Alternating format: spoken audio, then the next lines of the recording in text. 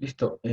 Bueno, vamos a continuar con nuestras clases. Ya habíamos visto una pequeña introducción de lo que eran los sistemas expertos, de dónde habían nacido, qué era lo que trataban de resolver.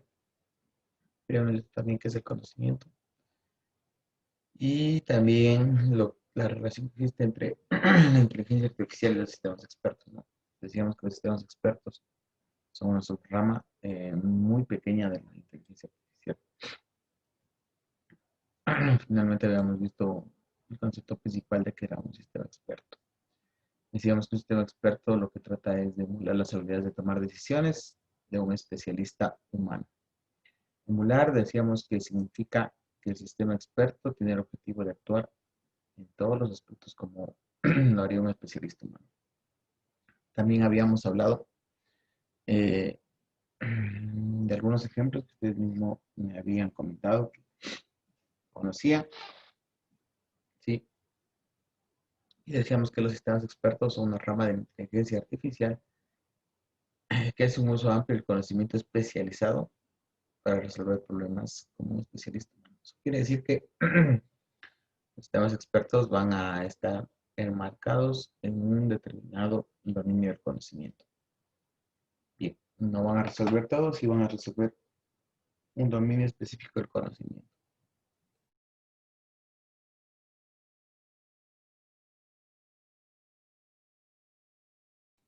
Bien, un poco de historia de los sistemas expertos. En los años 50 y 70, estos dos investigadores, Newell y Simon, escribieron un artículo científico en el que manifestaban, sí, que la mayoría o que nuestro cerebro trataba de resolver los problemas, o de solucionar los problemas, o todos los problemas, utilizando reglas de producción, de la forma así entonces. Entonces, este artículo decía, o se manifestaba que la gran mayoría de problemas, o todos los problemas dentro del cerebro humano, eran resueltos utilizando reglas de producción. Estas reglas de producción son de la forma, o eran de la forma así entonces. Bien, eso fue una de las partes principales en las que se empezó a desarrollar los sistemas expertos. Sí.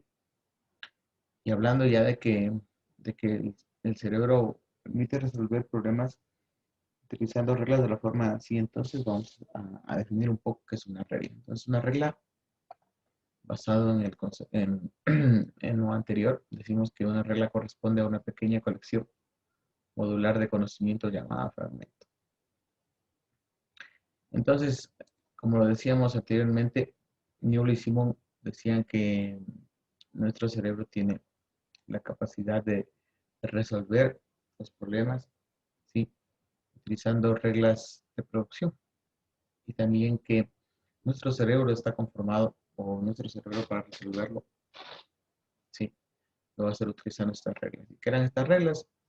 Vamos a decir que una regla en esta ocasión corresponde a una pequeña corrección modular de conocimiento llamado fragmento. Es decir, que para poder, como lo vimos anteriormente, tener un conocimiento después de la información y después de los datos. El conocimiento dentro del cerebro está formado por un gran número de reglas, ¿sí? De la forma siguiente.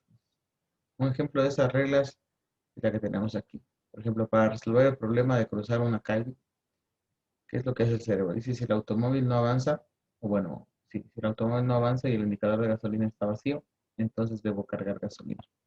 Como ustedes podrán ver aquí, si pasa una acción, podemos hacer otra, ¿no? O sea, si tenemos un problema, ¿qué haríamos en ese caso? Entonces, este es un ejemplo muy básico de una regla de la farmacia, entonces, en la que se trata de resolver un problema. Por ejemplo, si el automóvil no avanza y el indicador de gasolina está vacío, aquí hay dos situaciones que están pasando, que el automóvil no avanza y el indicador de gasolina está vacío. Ustedes podrán ver, y como ya han utilizado en muchas otras ocasiones, está conectado con un conector I. ¿Qué es lo que debo hacer? debo cargar gasolina. Entonces, las reglas de esta forma son las que forman el conocimiento dentro de nuestro cerebro y que se denominan reglas o fragmentos del conocimiento, ¿sí? Y que nos permiten a nosotros como personas resolver esos problemas. O bueno, eso era lo que hablaba en su artículo New que vimos anteriormente. Estamos viendo acá, ¿no?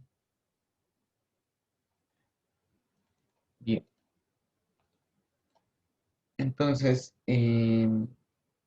para hablar un poco más de la evolución de los sistemas expertos, también podemos hablar aquí de nuestro cerebro, ¿no? Decimos o se dice que en la parte izquierda de nuestro cerebro está la memoria a corto plazo y en la parte derecha está la memoria a largo plazo. ¿Qué nos permite hacer o qué nos permite recordar o guardar o qué recuerdos se guardan en la memoria a corto plazo?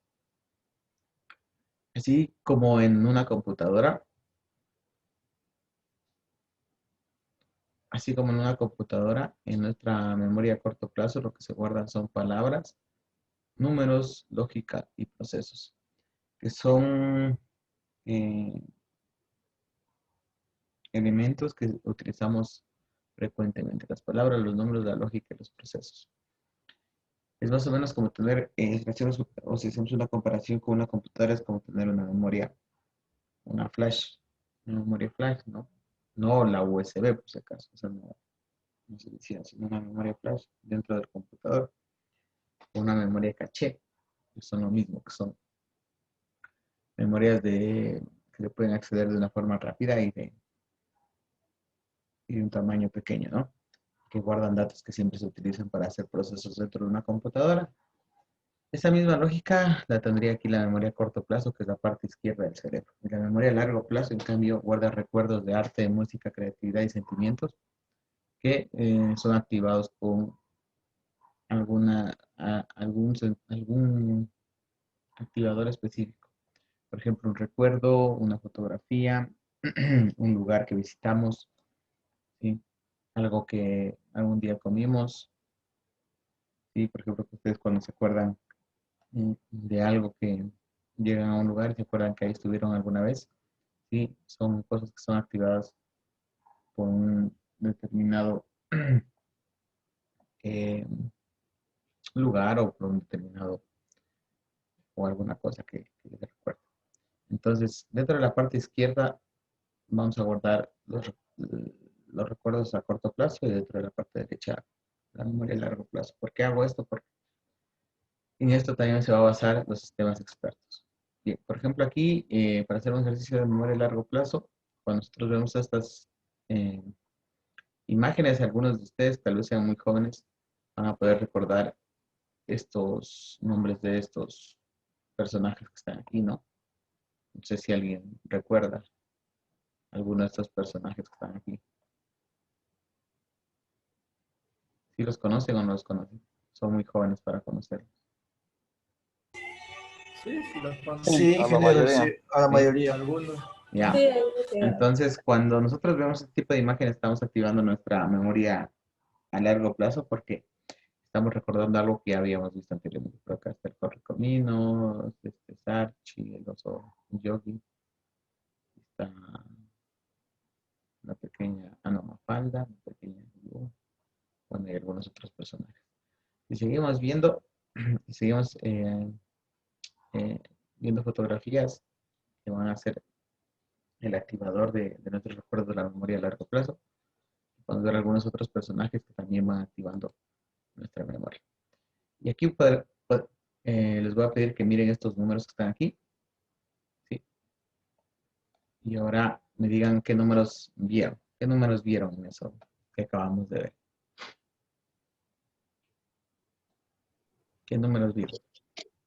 estaba contando el 1, 21, el el 8, 2, el el 9. 3. No, A los ver, números el 84 creo que también estaba. de 84. El cero.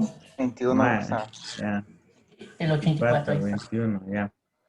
Si ustedes los ven ahí y les vuelvo a quitar esto, su memoria a corto plazo les permite recordar ese tipo de recuerdos, ¿no? Números. Entonces, algunos sí los recuerdan, otros no.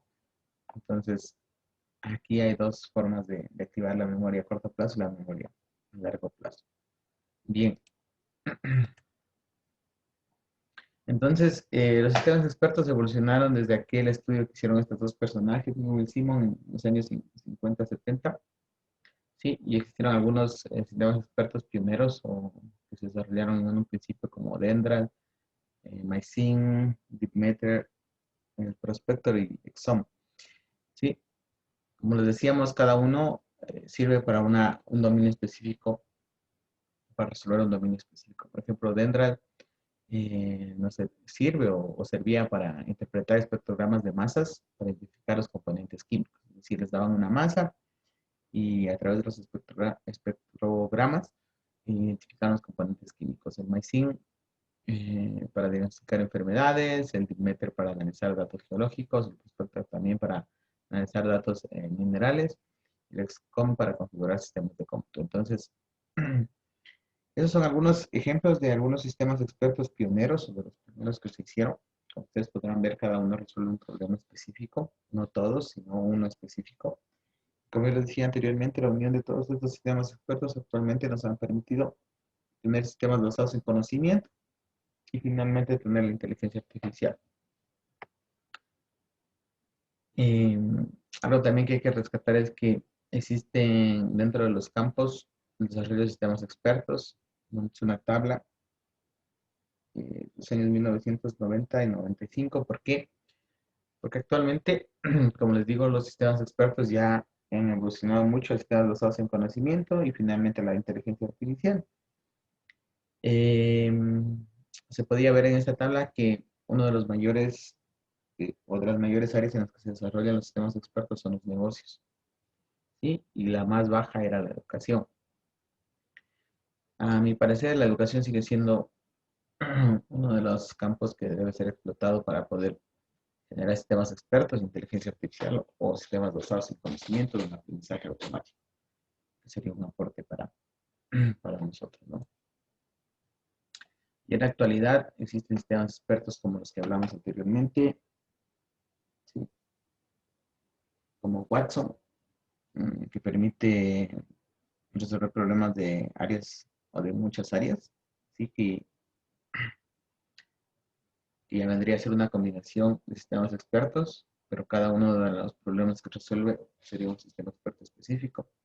También el robot Ross, que es un abogado que también permite litigar o hacer defensa utilizando inteligencia artificial. Claro, este ejemplo que está aquí ya es una combinación de robótica, inteligencia artificial, sistemas expertos y mucho más, ¿no? Pero esto es lo que ha permitido desarrollar los sistemas expertos llegar a tener objetivos como este que están aquí. Bien, eso es una pequeña introducción de lo que son los sistemas expertos.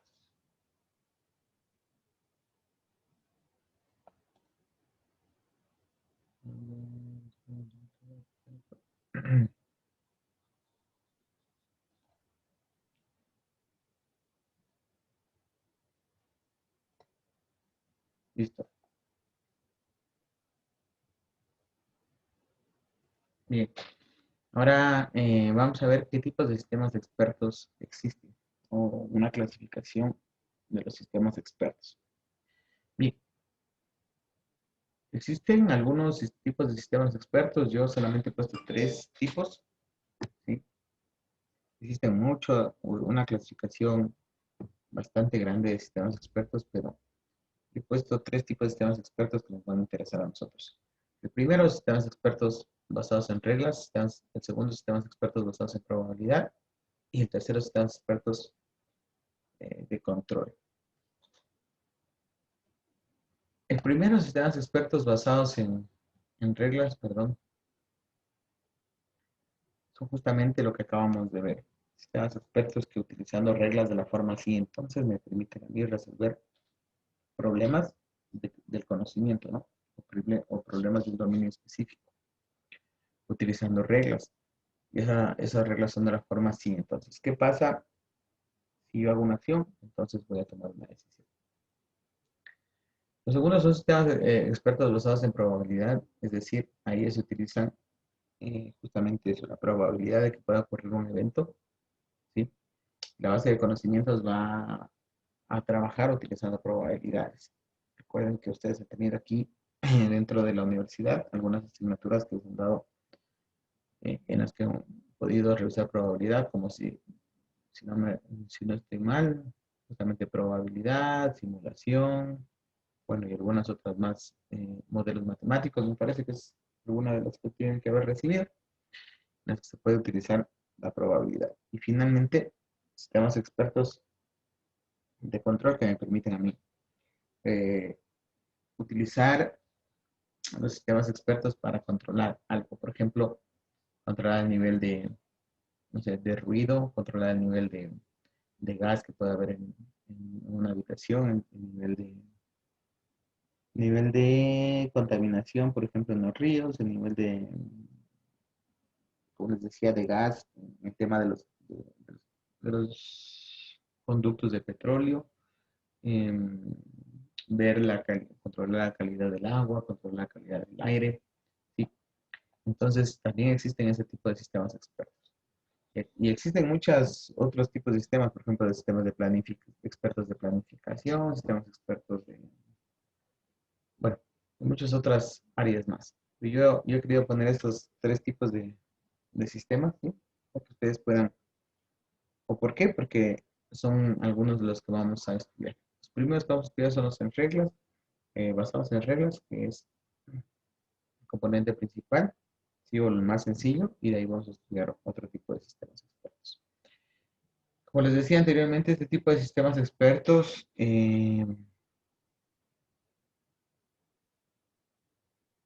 la- como les decía, los tipos de sistemas expertos o estos tipos de sistemas expertos evolucionaron a lo que son sistemas expertos, no sistemas expertos, sistemas de aprendizaje automático.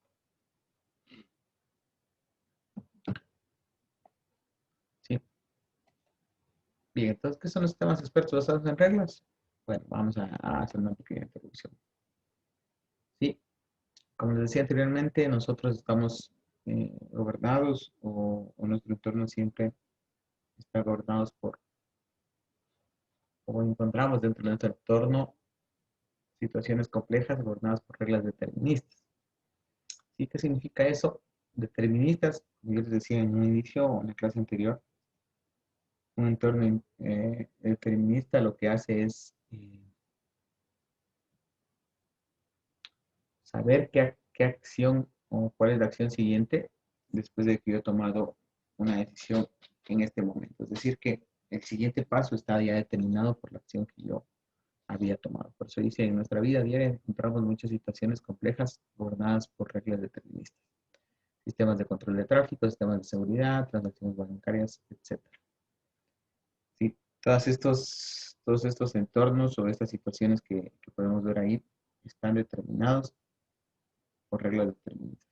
¿Qué quiere decir eso? Que la siguiente acción que voy a hacer o que el sistema va a tomar está determinado por la acción que en este momento yo hago.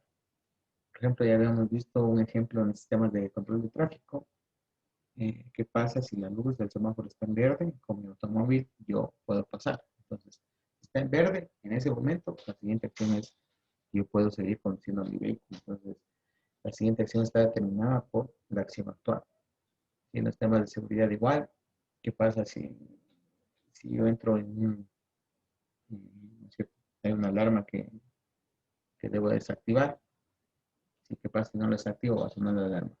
Las transacciones bancarias, ¿qué pasa? Por ejemplo, si hago un depósito en mi cuenta, pues mi saldo va a aumentar. Todas esas acciones están determinadas por las acciones actuales. Los sistemas basados en reglas, dice, son una herramienta eficiente para tratar esos problemas. Todos esos problemas que los anteriormente. Las reglas deterministas constituyen la más sencilla de las metodologías utilizadas en sistemas expertos. Como les decía, los sistemas basados en reglas son los sistemas expertos más sencillos que pueden existir. Es decir, que son los más básicos. ¿Sí? Bien. Entonces, dentro de estos sistemas expertos existen algunos conceptos importantes que debemos analizar, no solamente en esto, sino en todos. Por ejemplo, viene un tema muy importante, un concepto muy importante, como lo es la base de conocimientos. ¿Qué es la base de conocimientos? Pues la base de conocimientos contiene el conjunto de reglas que definen el problema. Es decir, la base de conocimientos va a almacenar todas las reglas o el conjunto de reglas que definen el problema. Por ejemplo, yo quiero crear un sistema experto para reparación de celulares. Entonces, en mi base de conocimientos va a tener todo el conocimiento de qué o cuáles son los principales problemas que tienen los celulares, cómo reparar un celular y si tiene cierto problema, qué no hacer en el celular, qué sí hacer en el celular, cuando nosotros lo tenemos en la mano. Entonces, la base de conocimientos es el conjunto de reglas que definen el problema. El motor de inferencia, en cambio, saca las conclusiones aplicando la lógica clásica de esas reglas. Entonces, las dos partes importantes de un sistema experto son la base de conocimientos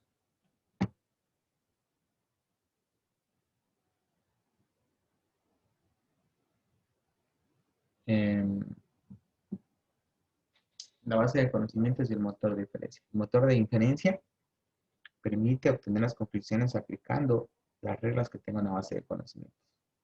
Como ya lo vimos anteriormente en algunos ejemplos, y ahora en este ejemplo que les digo del celular, supongamos que mi base de conocimientos tiene una regla que dice que si el celular se moja, ¿sí? ¿Qué es lo que debo hacer? El motor de inferencia me dice, si el celular se moja, el motor de inferencia, eh, perdón, la base de conocimientos tiene una regla de si el celular se moja, no lo debo prender, ¿sí? Y el motor de diferencia me permite sacar las conclusiones utilizando esas reglas. Pues ser que una de esas conclusiones sea que el celular se quemó porque yo lo prendí cuando estaba mojado. Entonces, la base de conocimientos guarda las reglas y el motor de diferencia me permite a mí obtener las conclusiones utilizando las reglas que están guardadas en la base de conocimientos. Bien, ya habíamos hablado también de qué es una regla. Sí, dice, para dar una idea intuitiva de lo que es una regla, supóngase que se tiene un conjunto de objetos y por simplicidad que cada objeto puede tener uno y solo un conjunto de posibles valores. Vamos a ver un poco más de este tema de las reglas. Sí. Por ejemplo, aquí tenemos un objeto y aquí tenemos un conjunto de posibles valores. Vamos a suponer que queremos hacer un sistema experto que me permita a mí determinar si una persona pasó o no pasó un ciclo, ¿no? Entonces, tengo un objeto, o bueno, nosotros podemos, dentro de nuestros problemas, tener objetos o clasificar objetos del problema y tener el conjunto de posibles valores. Por ejemplo, un objeto es la nota. Y la nota puede ser, o los valores que puede tomar este objeto nota son del 1 al 10. ¿Sí? Otro objeto que puedo tener dentro de este sistema experto, dentro de esta base de conocimiento, para poder generar las reglas, ¿sí? Es la calificación. Dentro de la calificación, los posibles valores que puede tomar este objeto de calificación son estos: sobresaliente, notable, aprobado y suspenso. Otro objeto que puedo crear dentro de este sistema experto para las notas sería el puesto. ¿En qué puesto está el estudiante? Del 0 al 100 podrían ser los posibles valores. Otro objeto sería admitir. ¿Sí? Entonces podría tener los admitir sí, pendiente y no. Lo que estaba pasando a ustedes es que algunas personas aún no podrían ser matriculados, ¿no? Dentro de la asignatura, dentro de algunas asignaturas. Estaban ya admitidos, tenían pendiente su matrícula o no podían ser admitidos. Y otro objeto que, por ejemplo, podríamos tener ahí es notificar y puede ser sí y no. Entonces, antes de continuar, ¿me están entendiendo qué es la base de conocimientos y qué es el motor de inferencia? ¿Entendieron? Bueno, para esto, bien. A ver, por acá está Diego Merino. Diego, ¿qué es la base de conocimientos? A ver, ingeniero. Hola. Buenos días. Más o menos lo que le entendí fue que es donde vamos a poner como que las, tipo las reglas, ¿Ya? Muy bien. para que vayan trabajando los sistemas. Ya, sí, justamente. La base de conocimientos es el lugar donde se van a almacenar todas las reglas que definen el dominio del problema, ¿sí? O que definen el problema. Eso por acá. Alex Chamba. Alex, ¿qué es el motor de inferencia? Sí, profe. Hola, ¿qué es el motor de inferencia? El motor de diferencia es aquel que se encarga de sacar ya las conclusiones, Ujú, aplicando una lógica clásica a esas reglas que están en la base de conocimiento. muy bien, muy bien. Bueno, les recomiendo que todos puedan ir anotando en sus apuntes. Eh, Dicho esto, estábamos hablando de que para poder obtener las reglas de un determinado dominio, nosotros podemos clasificar, ¿sí? Nuestro dominio o el problema en el que estamos en un conjunto de objetos, ¿sí? Y un conjunto de valores. Para resolver, por ejemplo, o para obtener las reglas en un sistema de calificaciones, podemos definir los objetos y el conjunto de posibles valores. Esto para ustedes debe ser sencillo porque ustedes ya programan y siempre ustedes saben crear un objeto y los atributos, ¿no? Sí, un objeto y sus atributos, por ejemplo. Más o menos vendría a ser esto, ¿no? Yo tengo un objeto y tengo el conjunto de posibles valores. Entonces, una vez que tengo yo estos objetos y este conjunto de posibles valores, yo puedo empezar a crear reglas. ¿Qué pasa si la nota es mayor a 9? Entonces, la calificación va a tomar el valor de sobresaliente. Puedo crear otra regla, por ejemplo, ¿qué pasa si el puesto es menor a 20 o la nota es mayor a 7? Entonces, si el puesto es menor a 20 o la nota es mayor a 7, que puede pasar cualquiera de estas dos cosas que están aquí, entonces voy a admitir y voy a notificar al estudiante, ¿sí? Entonces, una vez que yo defino el conjunto de objetos de mi dominio y el conjunto de posibles valores que pueden tener este objeto, yo puedo ya empezar a crear las reglas. Es una forma muy fácil o muy simple de poder obtener las reglas para yo poder irlas plasmando en la base de conocimientos. Entonces, de estas reglas que acabamos de ver aquí, ¿sí? La regla 1 y la regla 2, existen dos partes que ustedes ya las deben conocer, que la primera es la premisa, que vendría a ser esta parte que está aquí, y la conclusión, que es la parte que está después del entonces. Entonces, la premisa está entre el sí y el entonces, que vendría a ser aquí en este caso de la primera regla, nota mayor a 9. La conclusión vendría a ser lo que está después del entonces.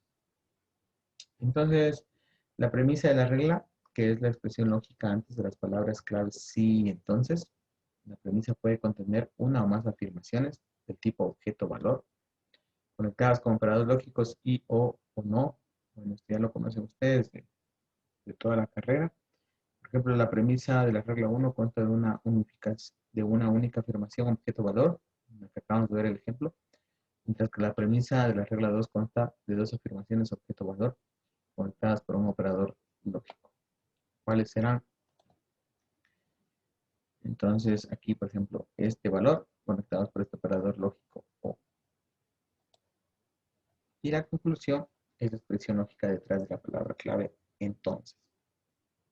Bien, esto debieron haberlo visto en lógica matemática. ¿Sí tenían esa materia ustedes? Sí, ¿no? Lógica matemática. Debieron haber visto esto de aquí. Solamente estamos recordando. Bien, entonces una regla, también podemos decir que es una afirmación lógica que relaciona dos o más objetos e incluye dos partes.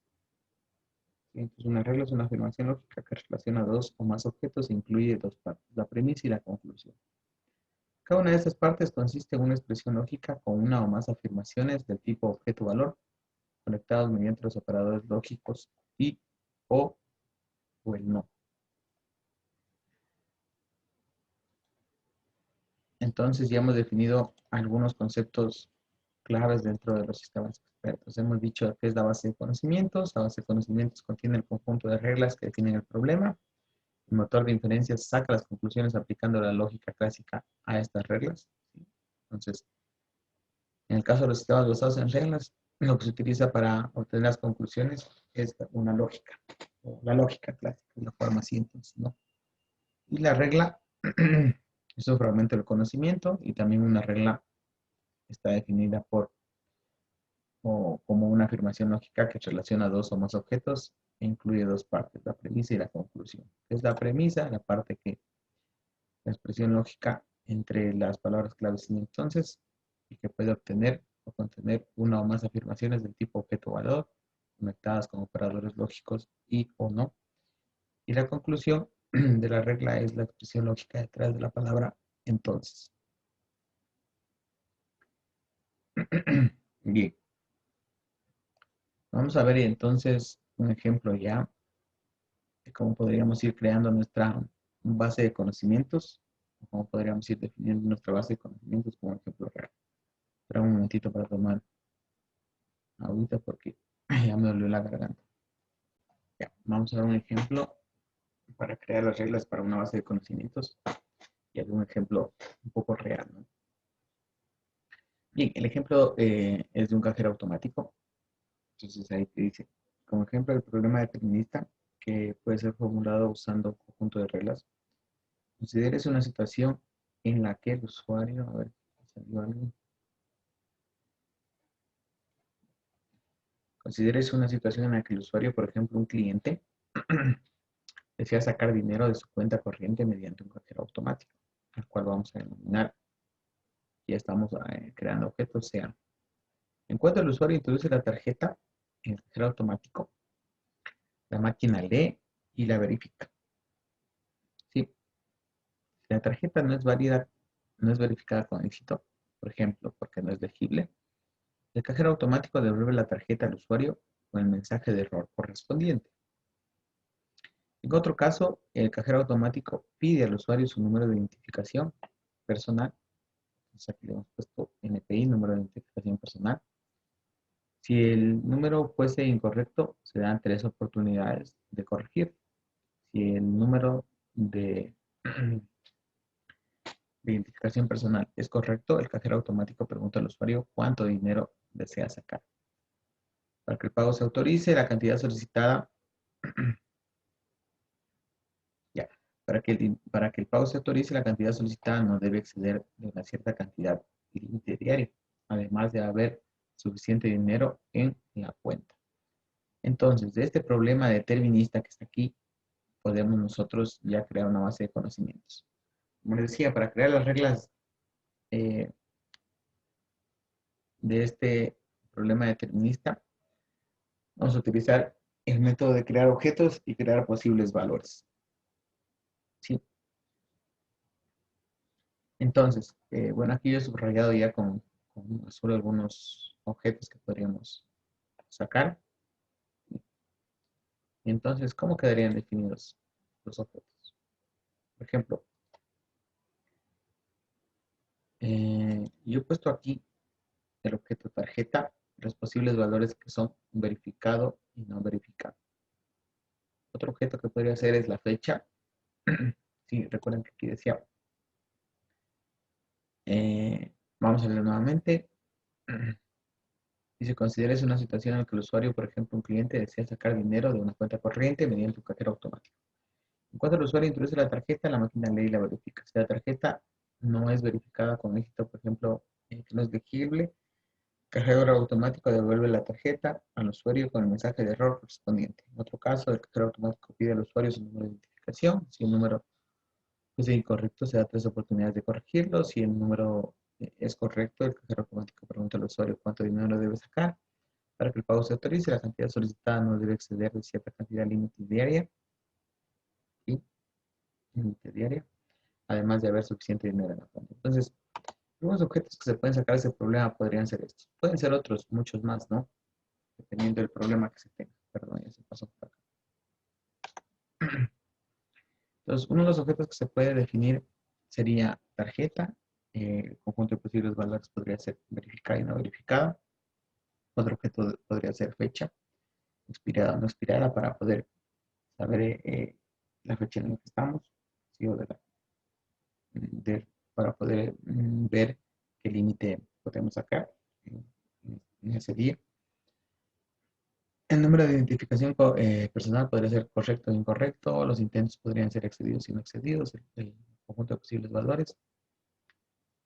El saldo o el balance podría ser suficiente o insuficiente. Recuerden que para poder sacar $10 yo tengo que tener un saldo suficiente en mi cuenta. El límite de intentos de ingresar mi número de identificación puede ser el conjunto de valores excedido y no excedido. Y el pago podría ser autorizado y no autorizado. El conjunto de posibles valores. ¿Sí? ¿Por qué no he detallado aquí yo que algunos otros objetos? Porque yo creería que con estos objetos y este conjunto de posibles valores podría resolver el problema. Nosotros podemos, ustedes podrán ver ahí, y obtener un conjunto de posibles valores diversos, ¿no? Del problema que acabamos de ver. Lo importante es que podamos, o que se pueda resolver el problema al final. ¿Cuál es el problema que intentamos resolver con este sistema experto? Que es un sistema experto básico, que es un cajero automático. El cliente pueda sacar dinero, ¿no? Del cajero automático. Entonces, obtenidos los objetos y el conjunto de posibles valores, nosotros ya podemos empezar a crear reglas. Entonces, la regla general, la que va a mandar cuando el pago es autorizado, que por lo general siempre se la pone como regla 1, es que si la tarjeta es verificada, recuerden que los valores son verificada y no verificada de la tarjeta. Si la fecha no es expirada, es decir que yo dentro de ese mismo día puedo sacar una cierta cantidad de valores, ¿sí? Si el número de identificación personal es correcto y el número de intentos no es excedido y el balance tiene el valor que es suficiente, es decir, el saldo es suficiente y el límite de intentos no ha sido excedido, entonces el pago puede ser autorizado. ¿Sí? Entonces miren que de este problema que yo tenía aquí, pude obtener un objeto y un conjunto de posibles valores y pude crear una regla de la forma sí, entonces. Entonces, ¿qué se debe cumplir para que mi pago sea autorizado? Se debe cumplir todo este conjunto de condiciones que están aquí entre el sí y el entonces. De esta regla general yo puedo derivar otras reglas más pequeñas, ¿sí? Que me digan cuándo no se autoriza el pago. Por ejemplo, en la regla 2 digo, si la tarjeta no está verificada, no se autoriza el pago. En la regla 3, si la fecha es expirada, no se autoriza el pago. La regla 4, en una identificación personal es incorrecto, no se autoriza el pago. Si en la regla 5, si el número de intentos es excedido, no se autoriza el pago. Si la regla 6, en la regla 6 dice si el balance o el saldo es insuficiente, no se autoriza el pago. Y si el límite excedido, o si el límite es igual a excedido, no se autoriza el pago. Como ustedes pueden darse cuenta, es fácil cuando yo pongo en la primera regla que todas las condiciones se cumplan unidas con un operador lógico y para después. Están conectadas con un operador lógico y todas las condiciones que se deben cumplir para yo pagar o para poder obtener la acción que yo necesito, que es el pago sea autorizado. Es muy fácil crear reglas ya más pequeñas, ¿sí? Porque si es que uno de estos elementos no se cumple, no se autoriza el pago. Que se va. Ya. Se va a morir. Entonces, mire, esto es la lógica clásica, ¿no? De la forma así, entonces, lo que en programación cuando vamos a hacer con if, ¿no? Un if, ¿sí? Entonces, por eso los sistemas expertos, por eso los sistemas expertos, por eso los sistemas expertos basados en reglas son la parte más básica, ¿sí? De un sistema basado en conocimiento, porque utiliza reglas, la forma así, entonces, una lógica básica o una lógica clásica. Bien, no sé si tienen preguntas acerca de este ejemplo que hemos visto aquí. ¿Me están entendiendo? De un problema, nosotros podemos tener objetos y posibles valores. Con esos objetos y los posibles valores, yo puedo crear ya mi base de conocimientos que va a estar puesto en forma de reglas. ¿Sí? Estas reglas me van a permitir a mí resolver los problemas utilizando esos objetos y esos posibles valores. es importante que nosotros podamos poner, como les decía, en un inicio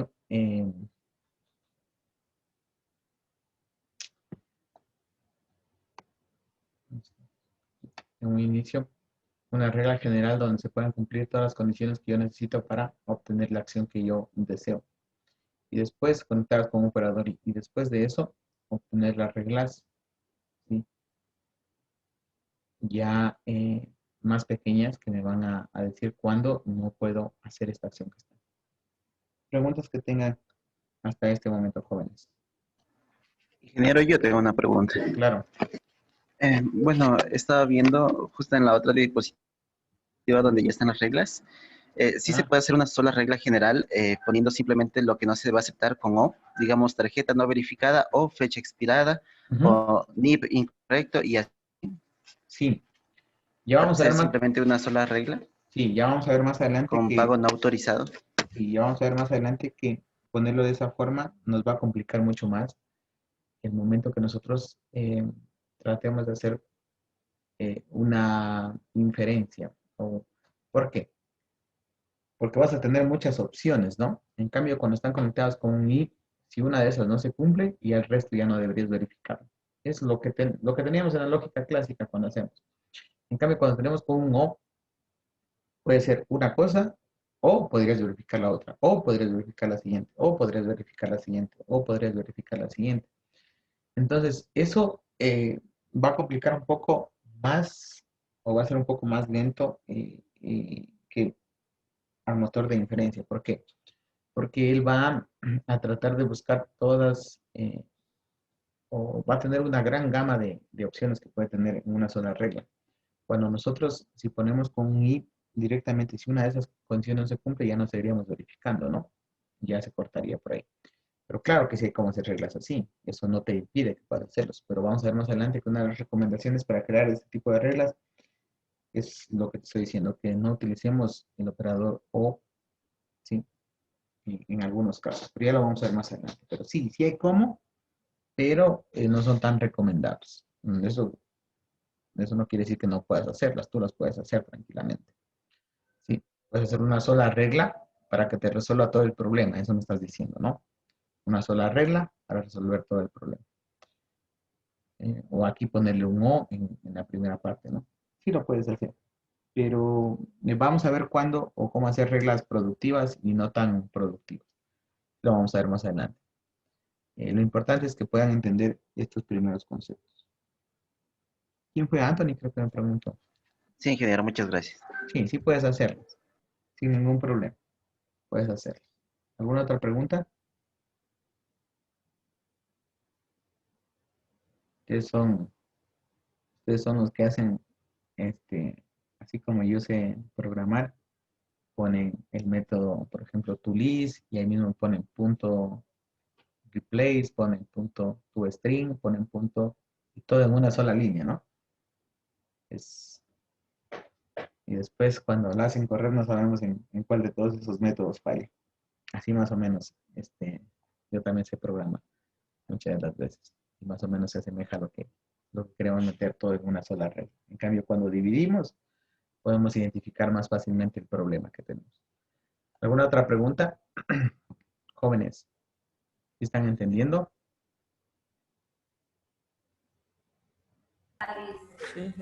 Por acá. Sí. ¿Sí?